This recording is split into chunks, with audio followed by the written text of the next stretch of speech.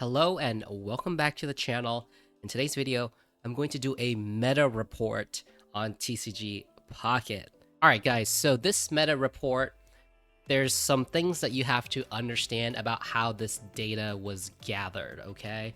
This data was gathered from tournament results from the Limitless website. Limitless is a website for hosting TCG tournaments. A lot of them are Pokemon TCG tournaments, and Pokemon Pocket was added to this website.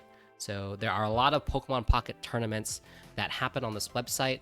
And so, if you are interested, you should check this out and try and test your skills in one of these tournaments. But anyway, with that said, all of this data is gathered from the results of all of these tournaments that happen on Limitless TCG and not on the ladder for actual Pokemon Pocket. So with that said, right, we're going to see things that maybe don't fit what you see on the ladder. This is within a tournament setting. So these are decks that are actually being played in tournament. So if you don't see a deck on this list, it just means that that deck just was not played in a tournament. And if you do see a deck on this list, it just means that that deck was played in some kind of tournament on Limitless TCG. There's a couple of reasons for that. The person that played that deck just really likes that Pokemon and wanted to enter a tournament with it, right? Which means it's going to show up on this list. Whereas, maybe you see a lot of decks on ladder, but you don't see it in tournament because no one just entered a tournament with that deck. Prime example here is Melmetal being placed in the E tier, but that could just be because there's not that many people playing Melmetal, and the one person that did play Melmetal just didn't do that well, right? So it's being placed in the E tier.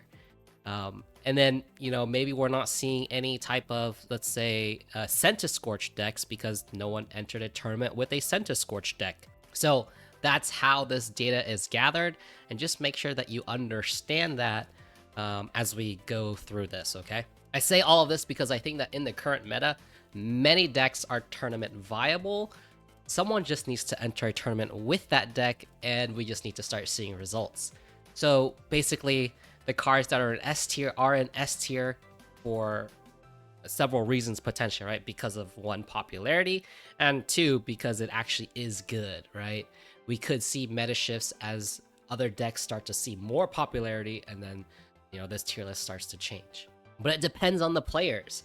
If we get an insane player that starts destroying everybody with Melmetal, and then Melmetal starts to get popular and people start entering tournaments with Melmetal, then we'll see that deck, just shoot up in the tier list. But again, we just aren't seeing those players entering the tournament, maybe because of one of two things. They just don't see the potential, or the players that are entering the tournament with Melmetal decks just, they're not actually good players. There's a lot of factors is basically the thing that I'm trying to say about this tier list. So don't take this tier list as like a definitive, oh, this deck is the best and it's going to stay the best. So let's go ahead and go through it. So the top two decks right now, very clearly, are Pikachu EX and Mewtwo EX. I think this comes as no surprise. You see this deck a lot in ladder, and they're very strong for two reasons. Pikachu EX gets set up very quickly for 2 energies, right? 2 lightning energies, and you start hitting for 90 damage as long as your bench is filled with electricity type Pokemon. So it's very easy to get ramped up. And Pikachu can be found with Pokeball. So, basic EX Pokemon are fairly strong. Mewtwo is in the same vein, and it has a very good supporter Pokemon in the form of Gardevoir. Gardevoir able to accelerate extra psychic energy onto Mewtwo so it can use its Psy Drive attack every turn. So Mewtwo, very strong, again, also because it's a basic Pokemon, so it's able to be searched by Pokeball. And 150 damage is very strong for 4 energies. So yeah, it's one-shotting a lot of Stage 1 decks, and Stage 2 decks, they don't get one-shot by Mewtwo, but they're just a lot slower to come online, and that's why Mewtwo kind of beats those, because Mewtwo can just start chunking them before those Stage 2 decks can get online. If I click into these, we're going to see the most popular deck lists for them. It doesn't necessarily mean that these are the best ways to play them, or even all of the ways to play them. These are just the most popular ones. So the most popular one is to play Zebstrika and Pincurchin. I've seen other deck lists that contain Electrode or even Raichu, and I personally think that the Raichu list is a lot better. That's just my opinion, along with at least one Lieutenant Surge and some Magneton. Again, all personal opinion, because of one reason is because Raichu does 140 damage, which allows it to one-shot the elemental birds like Articuno and Moltres, and, you know, Zapdos 130. And then with a Giovanni, allows you to one-shot Mewtwo. That's why I think Raichu is a really underrated card to be played in Pikachu decks. But anyway, this is the most popular one. Pincurchin, Zebstrika for the snipe ability if they retreat. Pincurchin for the paralyze, allowing you to stall for some amount of turns if you need it. Sometimes it kind of saves you if you have bad draws. So this is the most popular Pikachu deck so far. And then Mewtwo deck, this is like super standard. Gardevoir, a 2/2/2 line, Mewtwo EX, and then a baby Mewtwo. So the baby Mewtwo, you know, kind of saves you in the price trade. 120 damage is a lot of damage, so you're one-shotting the Pikachus with 120. So I think that's why they play the Mewtwo in that matchup, so that you don't lose, or the opponent doesn't gain points, you know, extra points by knocking out the Mewtwo EX. And then the trainers are all pretty standard. One red card, Pokeball, XP, Giovanni's, Sabrina's, Research, and then the potion. Now there's nothing in A tier. I don't know how this API works and how they kind of order the data. It could be based off of just like total wins, right? And so since Pikachu and Mewtwo are so popular, they get more wins compared to everything else. So that's why it's all the way up in S tier. And then these decks don't get as many wins as those. That's why they're B, C, D, and E tier. So let's go ahead and move on. Arcanine, B tier. We run the Arcanine EX as well as the Moltres. Moltres EX helps to accelerate energy onto your Growlithe. You need 3 energies to do 120. 120 is a good damage benchmark, right? One-shotting the Pikachus. Also one-shots the Gardevoirs. So you could potentially destroy a Mewtwo EX's engine, which makes it harder for them. And then there's an Aerodactyl that gets played in here, maybe to help with the Stage 2 deck matchups. Like if you get unlucky with Moltres EX, and then you run into a Venusaur or a Charizard that is like charged up, Aerodactyl has a 50% chance of just saving you, like just outright. So perhaps that's the reason why we're seeing the Aerodactyl here. And 120 damage into Stage 2 decks. It's going to be a 2-shot, right? Because most of them have like 180 plus HP. Or around 170 HP, so it's in general always going to be a 2-shot, and then you also hurt yourself, so it's kind of scary. So that's probably why we're seeing Aerodactyl being played as a tech here. Next up is the Starme deck. Starme along with Articuno. You know, this deck just wants to go fast, especially with the Misties. If you get Articuno EX, you go first. You get Misty, you get lucky. You could just take wins, you know, right off the bat, right? So that's like one strategy to play that. Otherwise, you just kind of try to get Starme EX online as fast as possible, and then just try to wipe out the opponent before they have a chance to get their game plan online.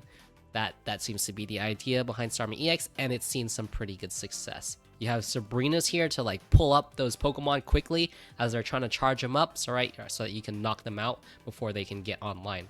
I think that's the reason why we play more Sabrina's over Giovanni's. 90 damage isn't really hitting any breakpoints. 100 damage. It hits for some basic Pokemon that people can play, like Tauros and Kangaskhan, but there's not really any EXs that you will start to one-shot with a Giovanni. I'm trying to think of some EXs with 120 HP on the fire side, and I'm kind of coming up short, so I'm really not seeing any reason to run more Giovannis in this type of deck, at least. Sabrina being more valuable to kill off the weaker Pokemon before they get set up. And now we actually see Charizard in the B tier. I think the explanation for this is simply just because Charizard is a very popular Pokemon, so people want to play Charizard in tournaments. It's a Stage 2 type deck, so it's slow to come online. Moltres EX, you know, is again like the Arcanine EX, is being played to accelerate energy. 200 damage does like a one-shot everything in the format. There's nothing in the format that survives a Crimson Storm. So yeah, once you get online, you're just one-shotting everything, right? But the problem is getting online. So Mewtwo decks, Pikachu decks, they get online a lot faster. Arcanine also technically gets online a lot faster because it's a stage 1 deck. But again, I think it's because Charizard is just very popular, so people want to be playing this in tournament. So it's a B tier deck. Stage 2 decks are very difficult to play, inconsistent, because you just have to draw all the pieces, right? There's no way to search for our Stage 2 Pokemon. Until we get something like an Ultra Ball in the format, Stage 2 decks are just a lot harder to play, or even like a Rare Candy. Stage 2 decks are just super hard to play. Next up, we get Blaine. We got Ninetales and Rapidash, a Farfetch'd. So again, this deck, the idea is to go fast and to take out decks before they can get online. So Ninetales can hit for 120 with Blaine, because Blaine gives your Ninetales, Rapidash, and Magmar an extra 30 damage. So yeah, chunking for 120 is pretty good into the meta, right? Pikachus get one shot, that's really good. And then you can kind of set up the math. A Rapidash or a Farfetch'd hitting for 40 sets up the math against Mewtwo. However, they could potion, and so that kind of sucks, right? So if we had a Pokemon that hit for 50 for 1 energy, so we're looking at Tauros. I think Tauros would be a good idea here. Then that means that the potion play from the Mewtwo's don't do anything. So I personally would swap out your Farfetch'd for something like a Tauros, because it just sets up the math better, in my opinion. But apparently this is the deck list that is more popular. Next up, we have Articuno Greninja. This is a very interesting deck. This is a B tier deck, but I like this deck a lot because there's no EX Pokemon being played, so you're not giving up 2 points. They have to knock out 3 of your Pokemon, and our Pokemon here are quite tanky, 120 HP and 100 HP, and Articuno has the ability to paralyze. Greninja has the ability to do Water Shuriken and snipe Pokemon on the bench, to help set up some damage and breakpoints for your Articuno to take some knockouts. And then if you get lucky with the paralyzes, your Articuno is essentially dealing 120 damage. Of course, over 2 turns, but they can't do anything that turn because they're paralyzed. So this deck runs no Giovanni's, presumably because there aren't really any important breakpoints, I guess. So we play 2 Sabrinas, 2 Misties, to get the water energy onto our Greninja and Articuno. Sabrina to pull up Pokemon that perhaps we snipe with Water Shuriken so that they're in range for Articuno, or something along those lines. So yeah, I really like this deck. I don't really see this deck on ladder at all. So yeah, people are playing this deck in tournament, and it's seeing some success apparently. Now let's go ahead and move on to the C tier. The C tier, Machamp EX. So this is an interesting list. Not sure how many Machamp decks are being played in tournament, but this plays a lot of Pokemon. We're running a 2-2-1-1 line with the EX and then the non-EX version of Machamp. A 2-2 Diglett and a 1-1 Sandshrew Sandslash. Not sure how this deck is played, to be honest, but it is seeing some success, and I think Machamp is a very underrated card. I've seen some deck lists where we just run the Machamp and Kangaskhan, and some Giovanni's. I think that is the better list, but apparently this one is seeing some success. Giovanni helps to one-shot some Pokemon with Machamp EX. Kangaskhan, if you hit, at least 75% on your coin flips, it sets up the math against Mewtwo, as well as other Pokemon that are at 150 HP. I think mainly it's just Mewtwo. Arcanine, though, technically as well, I believe has 150 HP, so Arcanine is getting increasingly popular, so that is something to keep in mind. But yeah, Machamp EX, C tier, apparently. And then we have the Turbo, I'm calling it the Turbo Lapras.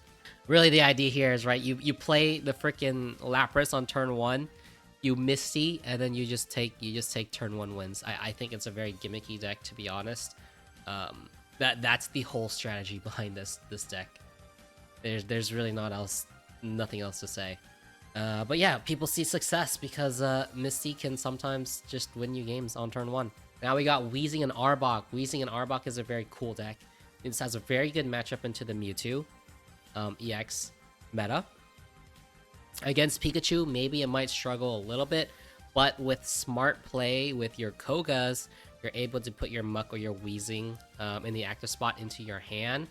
And so, you know, Weezing tanks some hits while dealing some damage with poison and then a 1 energy tackle.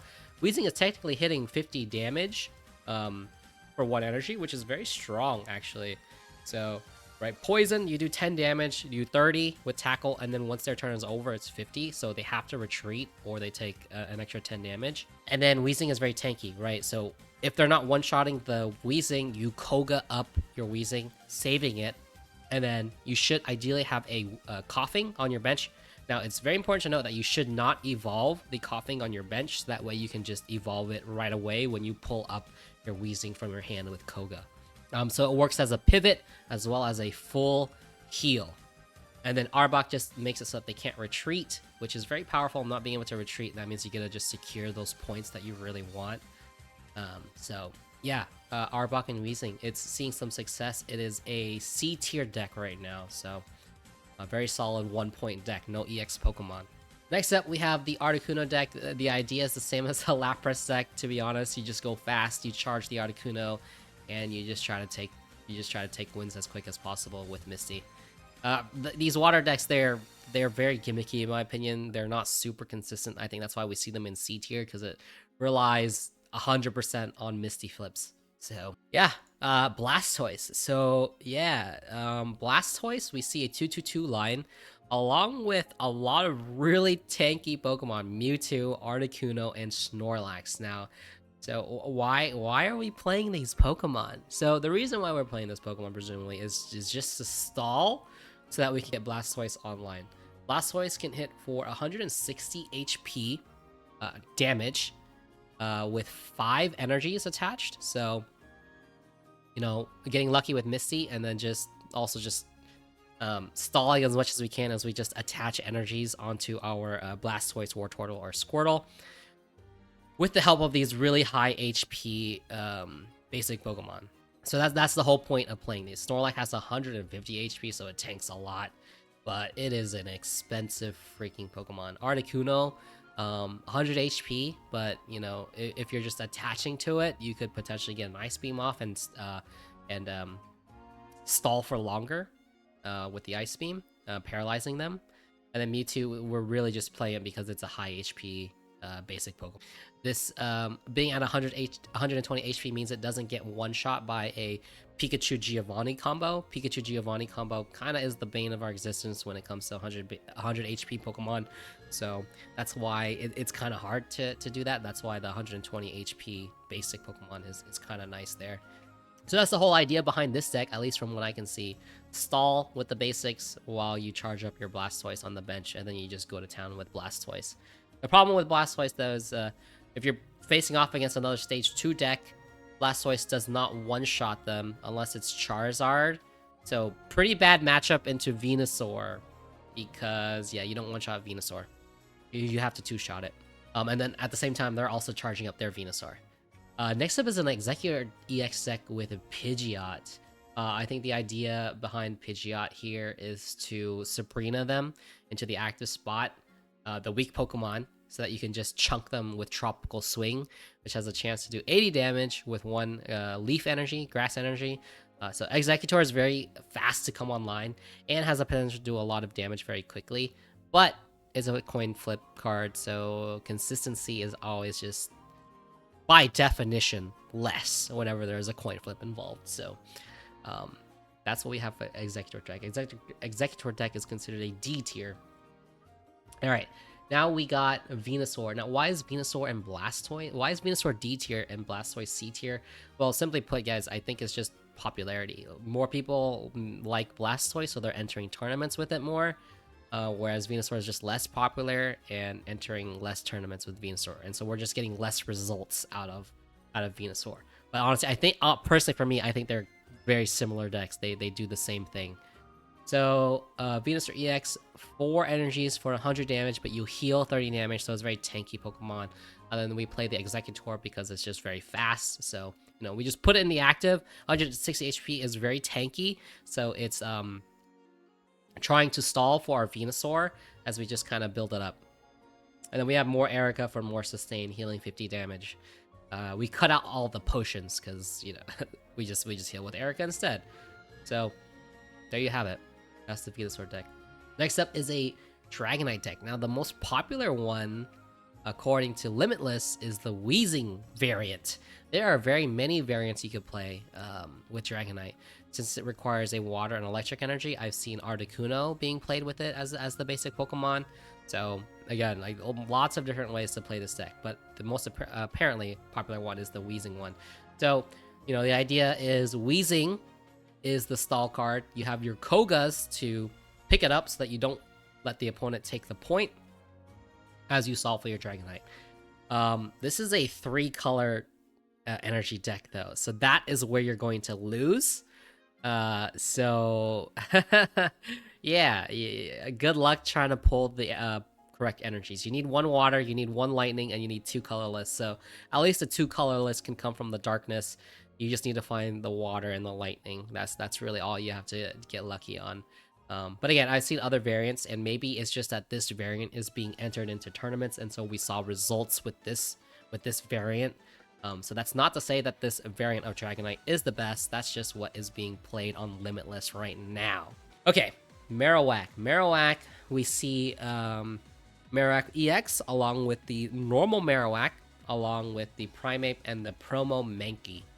Yeah, so this deck is D tier right now. I think the problem here is consistency, as well as Primeape being kind of a liability with Mankey. Mankey's attack is good to help set up, but it has a very high chance of just getting knocked out the next turn because you only have to do 40 damage, and a lot of Pokemon can do 40 damage in the first turn, so it's kind of scary. You just lose it right away. Marowak EX is very strong potentially because it does 160 for 2 energies.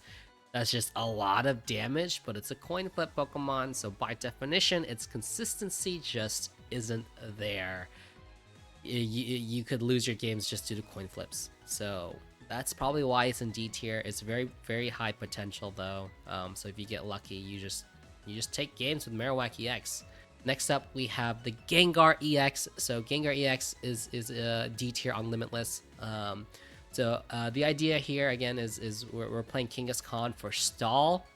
As you build up your Gengar EX, and then Gengar EX kind of acts as a form of disruption, because when it's in the active spot, your opponent can't use any supporter cards, so they can't Giovanni, they can't research, they can't Sabrina you, and sometimes they'll just win games, right?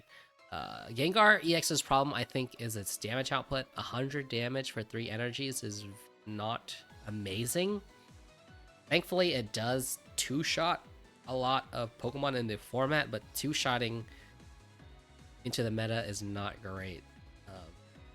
So that's probably why we see it in the D tier. If it had the ability to 1-shot with at least Giovanni, then I think Gengar would be a lot better. Moving on to Alakazam. Alakazam is being played with Wheezing right now.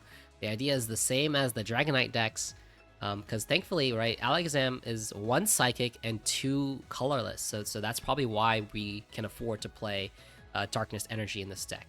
So the idea, again, Koga, whenever you're Wheezing, is low on HP, then it allows you to pivot into the Alakazam.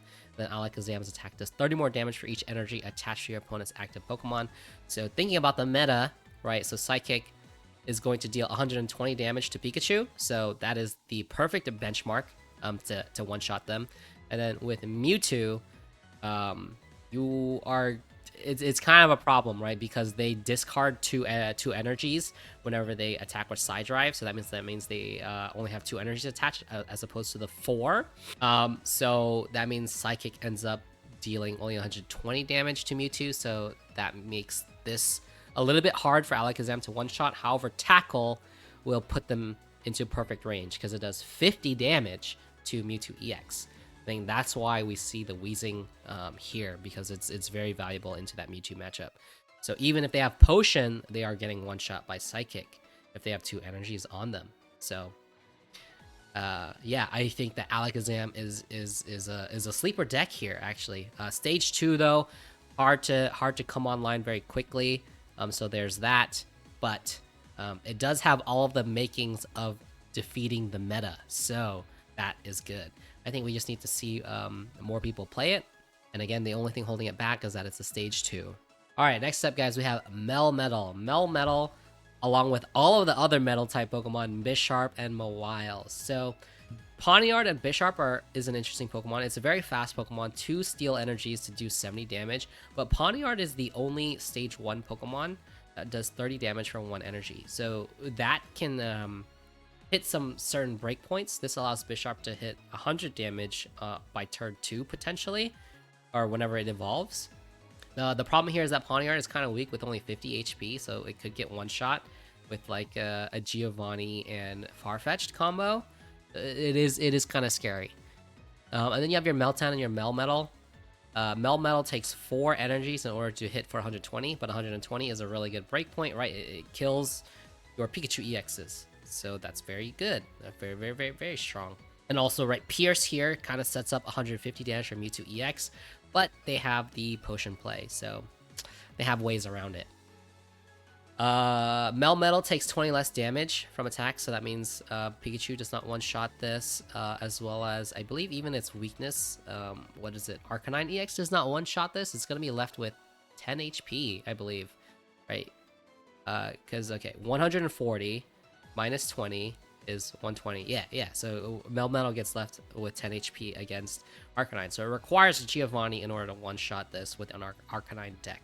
The only problem with Melmetal is that it still gets one-shot by Mewtwo decks, so the matchup against Mewtwo is not great, but the matchup against Pikachu EX is really good.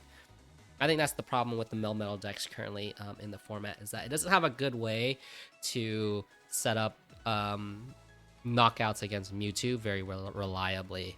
And then we have a Mawile here for 1 energy. You can discard a random energy card from your opponent's active Pokemon for 20 damage. It sets up some math for Melmetal, especially against the elemental birds, but that's kind of about it that I can see. So yeah, I can see why this deck is struggling, but yeah, 120 into the format is good against Pikachu EX at the very least. Next up, we have a Wigglytuff deck. So this is the idea behind this deck is to control the opponent with sleep and paralysis. So I can see this being very frustrating to play against. So Frostmoth is a 100% chance to put the Pokemon to sleep, being a stage 1 and 2 energies, so it's fairly fast to come online. Wigglytuff is 3 energies to put the Pokemon asleep, but it does 80 damage, so you're doing double the amount of damage. So that's you know, pretty strong, and sleep can be very annoying. But again, you're relying on coin flips to win your games, so by definition, your consistency isn't quite there. The Articuno, flip a coin if heads, your opponent's active Pokemon's paralyzed. It's very similar to sleep, but yeah, this whole deck is dependent on coin flips in order to take games. So by definition, the consistency isn't there, but I can see this deck being very annoying to play against if they get lucky with with their coin flips. So that's everything in this week's meta report from the Limitless tournament results. Let me know what you guys think in the comments down below. What decks do you guys hope to see coming into this tier list in the coming weeks? Because I'd love to see more variety. I'd love to see these S tier decks come down. I want someone to figure out a deck that plays very well into the meta right now. Anyway, guys, that's all I have for you guys today. If you made it this far, definitely leave a like and consider subscribing for more Pokemon TCG Pocket content.